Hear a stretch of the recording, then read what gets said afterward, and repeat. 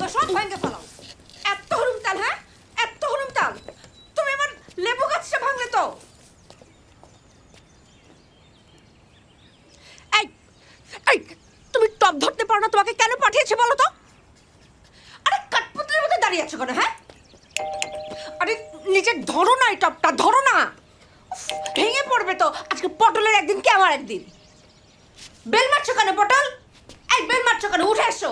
এই তোমার টবের লোক তাই না? এই তোমার টবের লোক না? তোমাকে বলেছিলাম দুজন লোককে পাঠাতে মিনিমাম।